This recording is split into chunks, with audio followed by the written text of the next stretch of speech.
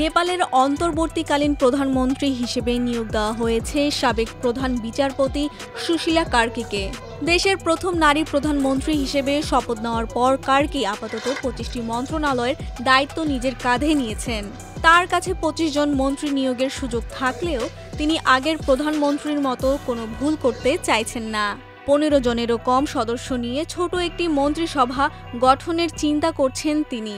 কাদের এ তালিকায় রাখবেন তা নিয়ে পরামর্শ করছেন ঘনিষ্ঠ সহযোগী ও জেনজি আন্দোলনের নেতাদের সঙ্গে।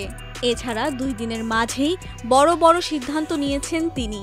কিন্তু কেন সুশীলা কার্কিকে বেছে নিয়েছেন জেনজিরা? নেপালের প্রথম নারী প্রধান বিচারপতি ছিলেন সুশীলা কার্কি। 2016 সালের জুলাই থেকে 2017 সালের জুন পর্যন্ত দায়িত্ব পালন করেন তিনি। দায়িত্ব পালনকালে দুর্নীতির বিরুদ্ধে জিরো টলারেন্স নীতি গ্রহণ করেছিলেন তিনি। সে সময় তাকে অনেক চ্যালেঞ্জের মুখে পড়তে হয়েছিল বলে উল্লেখ করেছিলেন তার পূর্বসূরীরাও। প্রধান বিচারপতি থাকাকালে তিনি দুর্নীতির মামলায় তৎকালীন তথ্য ও যোগাযোগ মন্ত্রী জয়প্রকাশ প্রসাদ গুপ্তকে দোষী সাব্যস্ত করেছিলেন। তবে বিতর্ক থেকে মুক্ত নন সুশীলা কার্কি নিজেও। প্রধান বিচারপতি হিসেবে প্রায় 11 মাসের মেয়াদে অভিশংসনের মুখোমুখি হয়েছিলেন সুশীলা কার্কিও।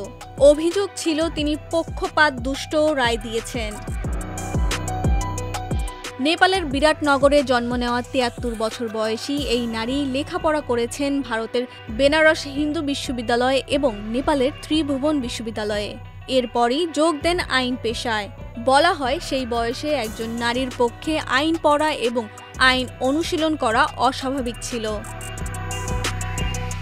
তবে এখনকার পরিস্থিতি আরও জটিল।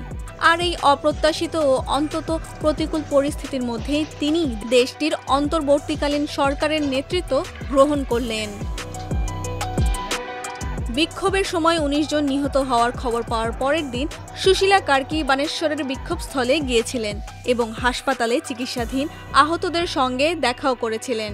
বিক্ষোভের সরকার পতনের পর ভার্চুয়াল ভোটের ফলাফলে সুশীলা কার্কিকেও মনোনীত করেছিলেন জেনজি বিক্ষোভকারীরা। শপথ নেবার দিন 12 সেপ্টেম্বর তিনি জানিয়েছেন আগামী বছরের 5 মার্চ দেশটিতে পরবর্তী জাতীয় নির্বাচন অনুষ্ঠিত হবে।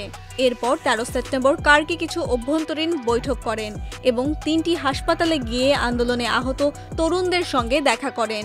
তরুণরা তাকে অনুরোধ করেন তারা যে ত্যাগ স্বীকার করেছে তা যেন ভুলে যাওয়া না হয় এবং আবার যেন এরকম আন্দোলনের মুখোমুখি না হতে হয়। তাদের কথা রেখেছে সুশীলা কার্কি। নেপালে জেনজিদের বিক্ষোভে নিহতদের শহীদ হিসেবে স্বীকৃতি দিয়েছে দেশটির সরকার। পাশাপাশি তাদের পরিবারকে 10 লাখ নেপালি রুপি আর্থিক সহায়তার ঘোষণা দিয়েছেন। এদিকে জেনজি সদস্যরাও নিজেদের মধ্যে পরামর্শ চালাচ্ছেন মন্ত্রী নির্বাচনের জন্য। এমনকি ডিসকর্ডের মতো সামাজিক যোগাযোগ প্ল্যাটফর্মেও আলোচনা চলছে। প্রধানমন্ত্রীর এক সহযোগী জানিয়েছেন যদি ঐক্যমতে পৌঁছানো যায় তবে রোববার সন্ধ্যায় নতুন মন্ত্রীদের শপথ পড়ানো হবে, অন্যথায় তা সোমবার পর্যন্ত পিছিয়ে যেতে পারে। এদিকে সরকার পতনের পর নেপালের পরিস্থিতি ধীরে ধীরে স্বাভাবিক হয়ে আসছে। কারফিউ শিথিল করা হয়েছে, সড়কে সেনাবাহিনী সদস্যদের উপস্থিতিও কমেছে।